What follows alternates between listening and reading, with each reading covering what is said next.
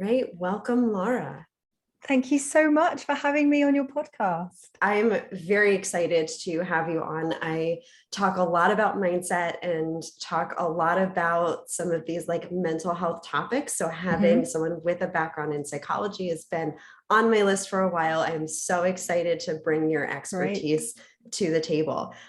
So why don't you tell everyone listening a little bit about who you are and where you come from? Sure. So, well, you can probably tell from my accent that I am speaking from the UK. I'm in London. I'm a psychologist by training. I've worked in the field for 16 years now. And more recently in life, I retrained as a health coach. So for a while, I was working side by side psychology part-time as a health coach part-time, but transitioned even more recently with intuitive eating. So I now term myself a food freedom coach as a sort of more of a catch-all to encompass everything that I do. Awesome. And what made you make that switch from psychology to health coach to intuitive eating? Yes, that's a really good question. So I guess it's my background story because I spent a lot of my early years dieting. So I actually started dieting when I was about 16. I spent many years doing fad diets, and that led to disordered eating, an eating disorder in the form of bulimia. And it was actually through speaking to an eating disorder counselor and also dietitian / nutrition counselor here in the UK that got me back on track, helped me face fear foods, helped me get to a period of relative food freedom. And I was at that stage a psychologist and doing a PhD, working in the field. And much later, when I decided to have children, I found that was very triggering in terms of the eating disorder history that I had in the past. And I really struggled, not so much while I was pregnant. It was after I was pregnant that I struggled with what my body was like and all that kind of messaging that women get about getting their bodies back and 9 months up, 9 months down, that huge pressure. Yeah, no, the pressures that we face through It's any ridiculous. of our like milestone moments in life. And yes, I know, because you talked recently about that wedding pressure. I definitely had the wedding pressure. Yes. And then the post-pregnancy pressure. And because I had dieted in the past and I'd recovered from my eating disorders, I was like, I'm not going to diet. But that's when I got very sucked into wellness culture. And at the time, I didn't really realize that it was really diet culture in the disguise, but I was doing everything that essentially I had been doing in the form of restricting, but I was doing it for health this time, quote unquote, health. Yeah, no, that's where a lot of dietitians get caught too. That's where my disordered eating came from. It was 100% through like, well, I'm just doing it to be healthy. I'm a nutrition student. I'm a new dietitian. I care about like my wellness and all of that. And it's not that we can't care about that, but there's a very fine line. And when you have certain personality traits or a background with an eating disorder or disordered eating, it's very easy to slide into those unhealthy behaviors. Yeah. And that's exactly what I felt happening, but I wasn't aware of it at the time. It's only really in hindsight that I realized as I was orthorexic, I was so obsessed about being healthy. By that stage, I had given up gluten and dairy for the purposes of my health. I would only eat organic. I was obsessed about having a very perfect plate. I had to eat perfectly all the time. And then that was when I thought, it would be really fun to train as a health coach, because I'd love to be able to pass on all my knowledge to clients. So this is the irony. I was training as a health coach whilst very much in the throes of orthorexia. And I think thankfully for me is that I didn't actually practice as a health coach for very long whilst I was orthorexic. I was actually introduced to health at every size and intuitive eating during my health coaching, but only as one of many approaches. Sure. So when I was actually practicing, it was very weight centric. And the thing that got me kind of questioning my approach was the fact that I was seeing a lot of disordered eating behaviors in myself and my clients. So as an example, rather than eating a brownie, we would cook quote unquote healthy brownies with sweet potatoes instead of actual chocolate. And I would find myself and also my clients wanting to eat a whole tray of brownies rather than just eating one chocolate brownie. And I think that's what kind of got me thinking. I was like, gosh, this is so weird. And I'd work with people for a bit and they'd say they feel great. And then as soon as they stopped following the sort of healthy eating approach, they would, it was this bounce back. It's essentially restricting, but unfortunately I didn't see it as restricting at the time. They were essentially restricting. Then there was this huge bounce back. They were saying they were just going a bit crazy for everything, sugar, whatever else we had quit before. Yes. So then I was really questioning my approach and thinking this cannot be right. And this doesn't match that little period of food freedom I had. And that's when I just went back to the intuitive eating, the Hayes approach. And I read everything I could, went back to the literature, started reading the research around that. And I was like, oof, where I have been focusing is completely wrong. And I need to totally refocus.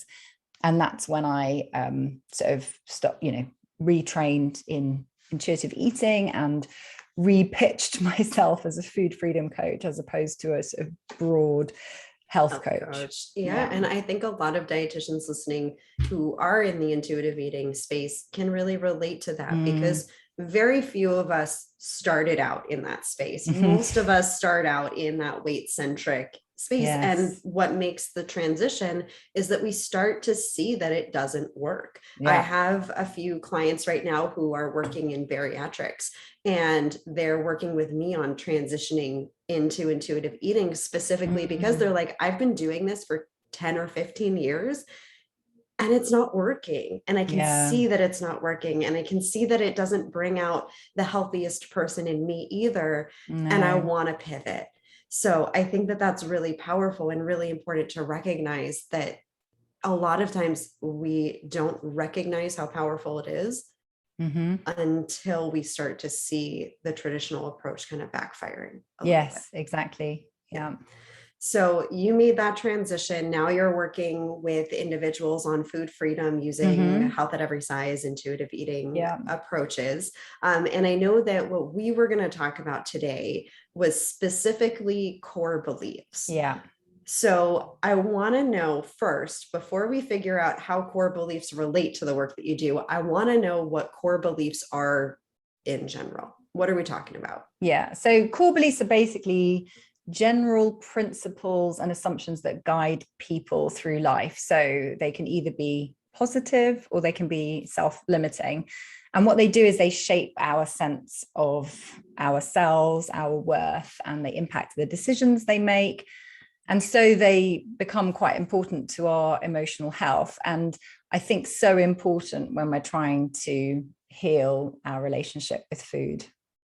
Yeah, absolutely. And so these are the beliefs that I would talk to dietitians about, for example, if they have a limiting belief around themselves, or they have a rule or a judgment, or kind of these like narratives that we tell ourselves about whatever in life, our relationship with someone or something, or our relationship with ourselves. Yeah, exactly. So they can be, a core belief you might have is, for example, a positive one might be, I can do anything I put my mind to. But a limiting one could be something around, I'm not good enough, or I'm not worthy, this isn't going to work, that kind of thing. Yep, absolutely. So how do these core beliefs relate to diet culture and your work with clients? Yeah, so I really focus on core beliefs that people have around their weight or food in general. And core beliefs generally start quite young. So what I guess the first step is understanding kind of how they come to be. So because they are created around things that people say to us. So it could be your parents, it could be teachers, it could be brothers and sisters, and it's at a very impressionable age. So something that someone says to you when you're 6, you take that on as reality and truth. And so sometimes it can be for the positive. So if you grew up believing that you're very worthy as you are, you're probably not going to be impacted by the toxic diet culture and the things that diet culture says that you're not good enough and you need to change. according to someone else's standards. So you might navigate through that very easily. Whereas someone who has dieted in the past, tried to change what they look like, their size, their shape, followed healthy eating plans, it's possibly because the core belief that they have is around, there's something going on with their core beliefs. So in my practice, I would say there are two core beliefs that come up pretty much with everyone that I work with time and again. So the very first one is this idea that thin is better. Yep. Really classic one. And I get my clients to think about the messages that they received as a child, either around their body or their weight.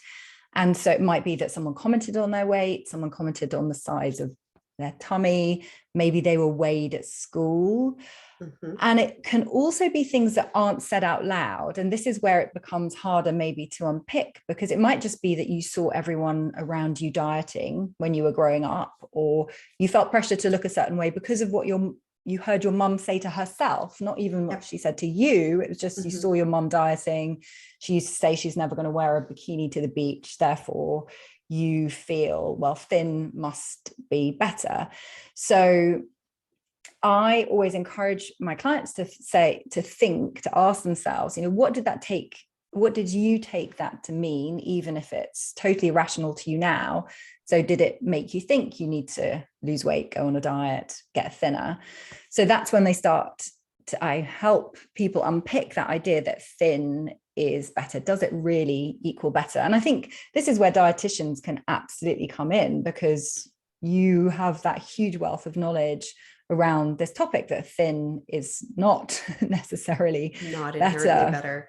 And I would also say to the dietitians listening that this is a really important opportunity for us to ask ourselves these same questions, because even dietitians in the health at every size space who have been working on confronting their biases and their privileges and all of that, we still hold on to a lot of core beliefs that were instilled in us. And so I am not ashamed to say that I will still catch myself saying something in my head or reacting to something in life that shows that I haven't fully gotten rid of that core belief that thin is better. 100%.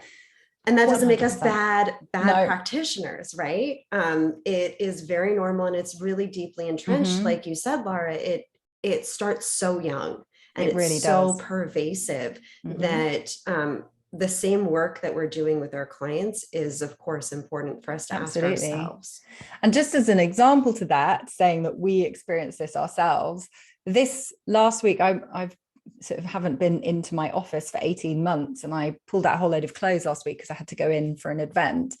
And they're clothes that I haven't worn in 20 months or something. Yeah. And there were a few dresses in there that did not fit. And I had this whole thing going through my head of like, that thought and catching that thought and thinking, doesn't matter, clothes are meant to fit me. I'm not meant to fit my clothes. But it made me realize that even though I've done a lot of this work for years, it's still something that's there in my brain. So I think that part of this, if you're uncovering in yourself or your clients, it is about you know, sitting with it, seeing where it comes from and unpicking it, unpacking it, and and moving on from it as well. Yeah. And so you have the tools in your tool chest to really say like, okay, I have this thought. I'm recognizing where it's coming from. I know that I need to sit with it a little bit and unpack it. Are there any other strategies that you think are helpful if you notice it as a practitioner coming up in you? So, I mean, I think the very first thing is to notice it, obviously, and then unpack it. And I think as practitioners, we know the research. So a lot of what I have to do is remind myself of all the research that I know that suggests that actually thinner isn't better, and all the research that shows, health outcomes are not about size, they're about healthy behaviors, health promoting behaviors. And reminding myself of all the work that I've done in the last couple of years on this. And then I think the other thing I really find helpful, maybe a little bit woo-woo to some, is having a positive affirmation. And one of the positive affirmations I say a lot, and I say this with my daughter as well, who's 7, and I think already starting to experienced some of those, like navigating diet culture far too early. But one of the things we say a lot together is all bodies are worthy, regardless of their weight and size. So it's just having something that helps you, almost like a mantra, to go over and over and reconfirm what you already know. Absolutely. For sure. And I'm all about the woo. I welcome the woo. So we're good with that. And I do believe in affirmations, because it's not just like, you know, it sounds kind of silly. And especially, I'm a type A perfectionist dietitian. Dietitians are very like evidence-based. I'm sure psychologists That's what I'm all about as well. Yep. You want the cold hard facts. And so things that don't make 100% sense, sometimes we like write them off. And at the same time, there's something very powerful about like divesting yourself from that like left side of your brain, and going more into the creative side a little bit, and tapping into something that is more intuition based. And again, just like repeating it to yourself and keeping it front of mind. So it's not like some magic bullet, but I do believe that it can be part of a lot of our healing and a lot of our work ourselves. So I appreciate that. And I will also say that if you're listening and you feel like you struggle with this sometimes, or you feel insecure because you're still working through some of your own stuff around food and body, then having support systems is really helpful too. And having safe spaces, because I think a lot of times as dietitians in particular, I don't know how you feel about, you know, therapy or psychology or coaching, but dietitians are kind of made to feel like they have to look the part, and they're not supposed to struggle with this. It's like the unspoken thing. So if you feel like you're out there finding a space where you can be vulnerable and say like, no, hey, I feel like I'm struggling with this, that can be really important too. Yeah, I agree for sure. And the other, go ahead. I was going to say the other core belief that comes up a lot, which I feel like dietitians can play a really big part in help supporting a client through this process. So the core belief is eating bad food makes me a bad person. And a secondary one that comes with this is that if I'm eating that bad food, then I need to do it when no one is watching. So this, I think a lot of this comes from how your family and how you were growing up, people talked about food. So was it naughty to eat certain foods? So if you're a kid and you're hearing people talk about naughty food and being naughty, then you take that on as I'm a bad person when I eat this because I'm being naughty. And when you're a kid, you don't get that distinction between naughty and bad. You just think, well, it's a really naughty thing for me to do, to eat this.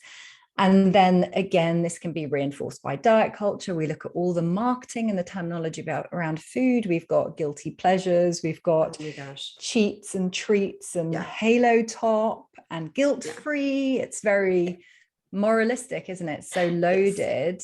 So that then we grow up feeling guilty, ashamed, embarrassed when we're eating this quote unquote bad food. And then this is where I see some of that behavior. And it definitely was me when I was in my bulimic years, that guilt and that shame of the binge and then the purge for me. And that was all done in secret. So you're seeing a bit of behaviors like eating foods in secret. So people who sort of say I'm a secret eater. And this is where I think dietitians can really help, because you can really unpick that whole idea of food can be neutralized. Food is just food, like labeling, not labeling food as good or bad, healthy, unhealthy, and taking away the morals of eating. So that's another core belief that comes up a lot. And I do that work a lot. That's where we get into kind of the food police conversations and making peace with food. If you're going to make peace with food, we have to first understand, well, what are you judging it for? Why don't you feel at peace around this food? And that can come in a number of different directions. I have a client that I've worked with for years, and they were once given a health scare by a doctor about their heart health, probably unfounded. And it just sparked in them this fear of any food that had saturated fat in it, that had cholesterol in it. And so we had to do a lot of unpacking of the actual, what does the science say? What does rational thought say? Can we look at it on a spectrum as opposed to like binary good and bad? And slowly but surely, they were able to start incorporating some of these feared foods in. And that's where we see, when we break down those core beliefs and really challenge them, that's where you're able to find that food freedom. Yeah, agreed. And one of the things I always share with clients is that because core beliefs are learned, they can be unlearned. So just like you said, it's that unpicking of where it's come from. Is it actually true? And then helping support them through that process of, learning something new, a new belief.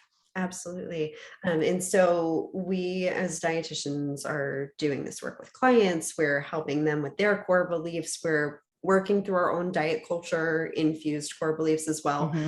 I'd also love to touch on core beliefs as they relate to dietitians outside of diet culture. So the core beliefs that we have about ourselves, our worth, our confidence, because I talk a lot about imposter feelings on here. We talk a lot about those narratives. And I'd love to hear your perspective on how core beliefs play into that. Yeah. So this is such a classic one. And I would say it's not just dietitians. I think we see this in so many different contexts. I definitely see this with some of my fellow psychologists. So when you're doing work, this kind of work where you're working with people on a daily basis, it can be easy to take things on and think immediately, oh, I'm not worthy. So I would always say, you're not alone. It's absolutely something that other people hear. And actually, one of the things I've always loved as a psychologist looking at is some extremely seemingly confident, very successful people struggle with this kind of thing at all. So I've even heard Will Smith, who I love, talk about that fact that he may appear as self-confident, but actually he battles with fear, and other people like that. So we aren't alone. But I think, again, if you do have those feelings of unworthiness, the imposter feelings, I love the fact that you call it imposter feelings and not syndrome, by the way. I just want to say that because it's not an illness. Agree with you. It's so important that we are careful about the words that we say. And I think that, first of all, it is really about uncovering it. So a very first step is noticing what we say to ourselves. So if you do come up against setbacks, something happens at work, you come up with a particular frustration, notice what it is you're saying to yourself. So if you've got this kind of all or nothing mindset, things are never going to work out. I'm totally useless. I can't believe that this happened again. I'm never going to be able to build my practice. I'm never going to be confident. Those kinds of never going to, also, always, those kinds of words are often an indication that there is a core belief coming up. So noticing it first. Then the second thing is really encouraging and exploring where this comes from. So I think this can be quite emotional and it can be really tough. So kind of little caveat there, but going back to messages that you received from teachers or your parents, did you often maybe give up when things got hard as a kid? Or maybe you had a parent that was very critical about your approach. Maybe if you made mistakes, maybe if you were doing something really innocuous, like pouring some milk in your cereal and you spilt it over the kitchen table, like what happened? What did your parents say? Like, did they freak out? Like, oh, I can't believe you did that. Get told off for doing that kind of thing. Or maybe when you were, I don't know, trying to be creative and doing some art and you were getting told off for the mess that you were making. So those kinds of things can lead to quite negative beliefs about our core ability. So it goes back to that real core and those childhood experiences. Absolutely. But again, so a third that would say is that just knowing that those are learned, and even though they may have been learned a long time ago, depending on how old you are, but they can be unlearned. So if you find that negative core belief coming up over and over, so the whole I'm not worthy, I'm not good at this, I would really encourage people, so going back to the slightly woo-woo element, is to find a more positive belief that you can put over that. So it could be So one of the things when I've worked with people around affirmations, sometimes people find it really hard to suddenly flip to the complete positive. Like, I'm amazing, I can do this. It like, feels I'm very wonderful. like fake and disingenuous. It can feel quite fake. So I always say, find the thing that's positive, that talks about maybe the process. So I'm trying my best. Yeah, you can be trying your best. Or every day I'm working on bettering myself. That doesn't feel too extreme and crazy, but it feels like, yeah, that's a process I can be doing today. I can be working on bettering myself today. And then my fourth step is about repeating this daily. So I do really like affirmations. And if I'm working on something in particular, I'll have it on my, on my laptop or on your mirror. Depends on what my partner always thinks I'm a bit strange when I have these things out. So I stick to like around my desk where I spend a lot of time. So if you just have that little reminder, sometimes I put a little reminder on my phone. So you have that reinforcement. And the thing about our brains is anything that happens over and over becomes reinforced. So the more you can reinforce it, the better. So it's all about first recognizing it, secondly challenging it, and then finding something else that you can put there in place of what you're doing currently. Absolutely. And the recognition piece of it is so huge. I usually do a good amount of my work there with dietitians. We look at things like, well, what did you learn about confidence or speaking up or being assertive or being perfect when you were a kid? What did you hear about it in school? Because we absolutely have perfectionism reinforced throughout our education system. The process of becoming a dietitian basically sets us up to feel like we have to be perfect, to feel like we're never good enough, and to feel like we're not inherently worthy. And so we have to recognize that we doubly learned this. It's not just what we learned in childhood, it's how the culture of our profession is set up. And once you start to recognize that, you can start to separate yourself from those thoughts and say like, well, again, like you said, if this is something that I was taught, this isn't something that I have to believe. This isn't necessarily fact. Yeah, exactly. That's huge. And of course, doing it over and over again is the key. And I appreciate what you said, that even confident people or seemingly confident people struggle with this, because we all pretty much struggle with this at some point. I often come off as a pretty confident person, and I have those thoughts all the time. I think that confidence is less about feeling confident and more about taking action even when you don't, or being able to navigate. Agree. We don't have to like feel like superheroes all the time in order to be a confident person. And I think also sometimes it's worth remembering that a little bit of fear can be a good thing. I think people run away from fear, but I remember the first time because I lecture, I remember the first time I stood up to lecture, I was terrified, absolutely terrified. And then each time that helped me hone my skills to the point where I'm, 16 years later, no longer terrified.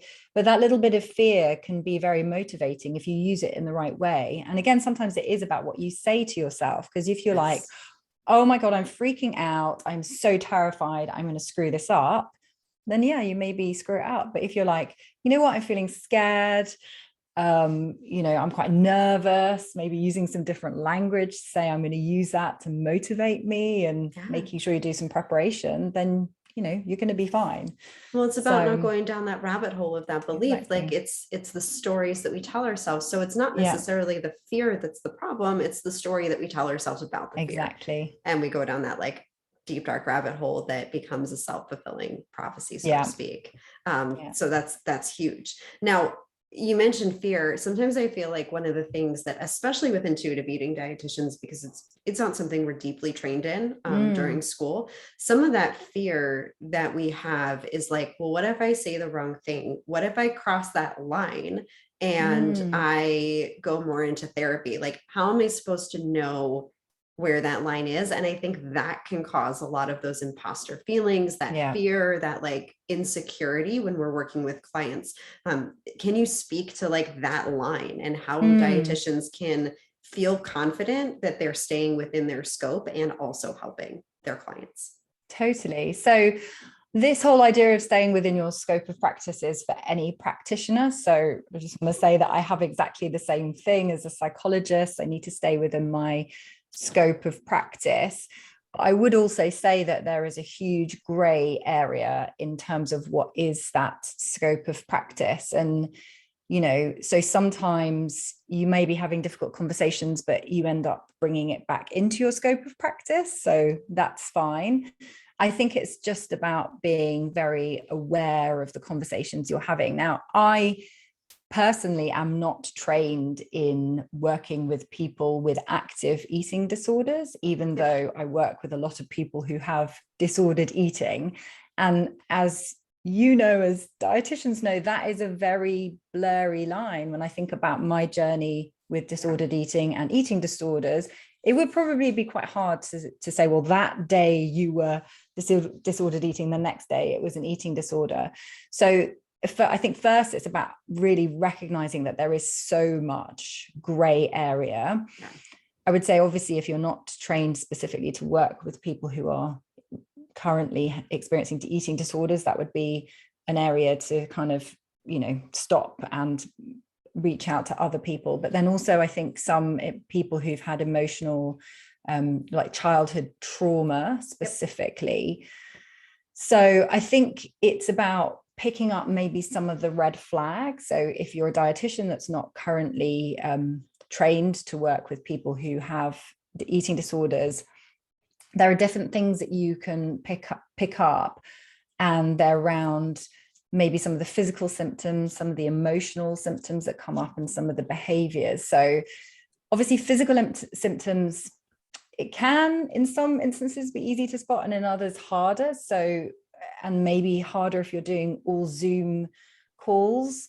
But I would say people who have rapid or significant weight loss, if they talk about maybe if they're feeling particularly dizzy, maybe some stomach issues, and obviously stomach issues can indicate so many other things. So you need to look at this all holistically. I would say maybe emotional stuff is, again, could be red flags, but again, when you listen to what I'm going to tell you, this could just be disordered eating. So if people have a preoccupation with food, they've spent a lot of time extreme dieting, very inflexible thinking, very negative body image, so negative thoughts, obsessive thoughts as well. But again, that line between disordered eating and eating disorders is really, you know, it's very blurry. I know it's not cut and dry, and that's the thing with scope, is that there are some black and white things. Yes. But not many. A lot of it is very contextual. And it's based on how you talk about it too. Totally. Right? Yeah. So, I mean, behavioral ones are also things that could be disordered eating, but if people are skipping meals, missing out complete food groups, excessive exercise, also food rituals. If people have very specific food rituals, lots of fear foods, certain maybe specific times of day that they will eat. I would say the big thing is, if you suspect someone has an active eating disorder, is approaching it with curiosity and asking them lots of questions around how they find eating, the process of it. And then if you do suspect, definitely ask permission to refer. I don't know what the setup is like in the US, whether, you know, how that process happens. But I know in the UK, you would have referrals to see someone a bit more specialized. Yep. It would be pretty similar. I do tell, like, I have one dietitian right now that I'm working with one-on-one. And to be clear, I'm not an eating disorder specialized dietitian. I don't have that background. So I don't necessarily supervise individuals or dietitians who are working in that population. I do, but they always have someone else to help with the really clinical stuff, because I'm not going to go there. But I have one dietitian. She doesn't have a background in eating disorder work, but she works in a clinic where she doesn't have a say in who she works with. Oh, okay. And she got someone with an acute eating disorder. Okay. And so if you find yourself in that situation where you cannot refer, then having supervision is really important. Yes. I am lucky that among my clients, I have some that specialize in eating disorders. So they've helped her come up with red flags of like, you can help her up to this point. Like if you start seeing these red flags, this is where you need to refer out. And she works very closely with the client's or the patient's therapist as well. So all of those things combined have allowed her to see this client within her scope. But with that supervision, with a lot of oversight, and we're very clear on like where my supervision expertise ends, and we're monitoring it to see if she needs something else, something more. So you can do it. Most of the time though, if you can refer out, it is really helpful to network with other dietitians and know who's outside of your specialty, right? Like I have a dietitian who is specialized in heart health and diabetes. That is not my wheelhouse. So I am going to refer to her when I get someone who comes in with those issues where that's what they really need help with. I don't specialize in kidney disease. That is another big specialty. I don't enjoy it. I'm not great at it. I have so much respect for all of the dietitians that deal with all of that. That's not me. So I'm going to refer out. And I'm assuming that you have the same thing, that therapists, psychologists, coaches, we all have little specialties where we thrive and ones where we don't. And knowing who in your circle thrives in those populations, you want to lift them up. Totally agree. Because I think that whole networking piece is absolutely right. So know who you could refer, because it's, when you're speaking with a client and you're like, I'd love to help you, but I can't because of X, Y, Z. And here are 3 people that you can speak to that I think might help you. That is so much more encouraging and comforting for the client.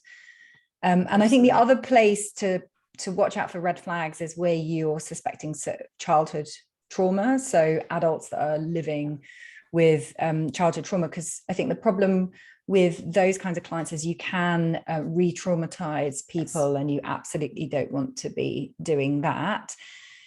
So childhood trauma that's in adults can impact relationships that they have, and that's often due to the feelings of shame and guilt depending on what they experience.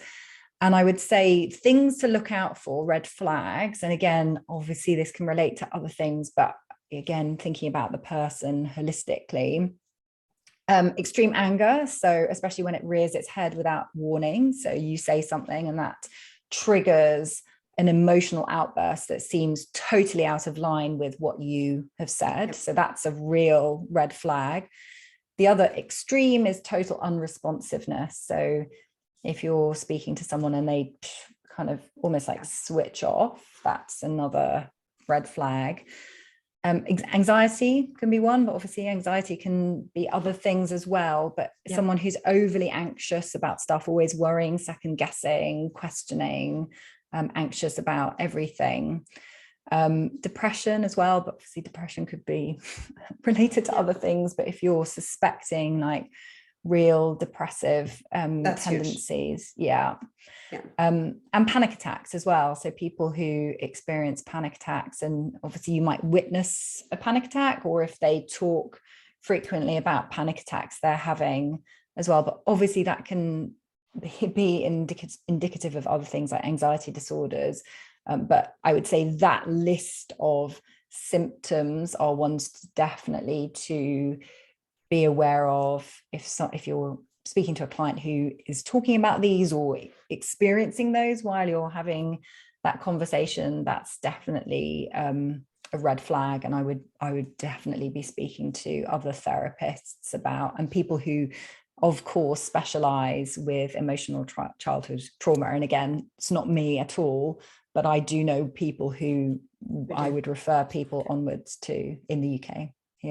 And I appreciate that. It sounds like what you're saying is that there are limiting factors that you hit up against. So the way I usually think about it is, if something is getting in the way of me doing my job, that means that we need to address that thing first. So if someone is struggling with significant depression or living with significant severe depression, then it's likely that they're going to have a really hard time doing the work on food and body. because that's not the root issue, right? And so when we come up against that, we need to encourage them to find support for the depression so that they can make space to do the work around food and body. Yeah.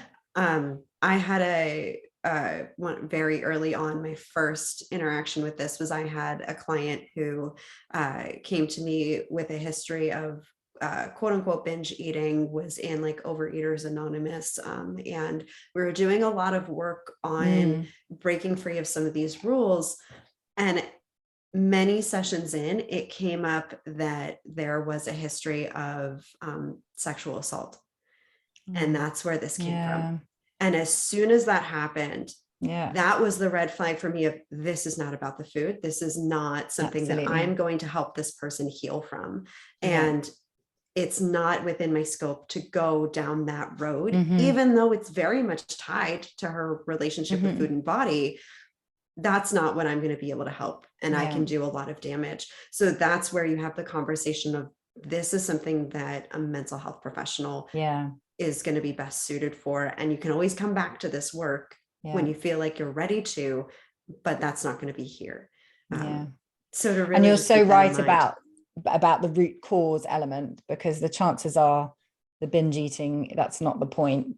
It comes from something else. And you can help them peripherally as a dietitian, you know, if it relates to their food choices and if it relates to their body image to some extent, you can touch on it. That's fine. But as soon as the conversations start to veer off and you recognize that it's really coming back to this other thing, that's what you're talking about, of these red flags that are saying you either need to be working concurrently with a different professional, or you need to pause the work on nutrition, go dig into this and work on that, and then come back to your work with nutrition when you feel like you're able to. Yeah, exactly. Yeah, that's huge. And so as we wrap up today, are there any last thoughts that you have to dietitians, whether it's helping them feel more confident with themselves, helping them feel more confident in their work with individuals in this intuitive eating space? I think the big thing I always say, I always come back to this whole idea that core beliefs are learned, so they can be unlearned. And you can shift your mindset, because I think sometimes people have an idea that because they have a certain mindset about something, it's never going to change, but actually it so can change. So if you're thinking in a certain way at the moment, it doesn't mean you're always going to be thinking like that. It's about doing the work. That's amazing. Well, I so appreciate you coming on and sharing your perspective and your experience in these areas. Tell us a little bit about what you've got going on, how people can like connect with you after this, all the good stuff.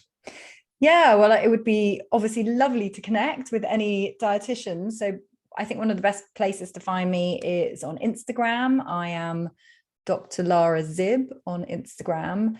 And I'm also over on YouTube as the same handle. So Dr. Lara Zib on YouTube. So yeah, come and find me and say hello. Fantastic. I'll be sure to include both of those in the show notes in case you didn't quite catch them. But thank you, Lara. It's been a pleasure to talk with you today. Oh, thank you so much for having me.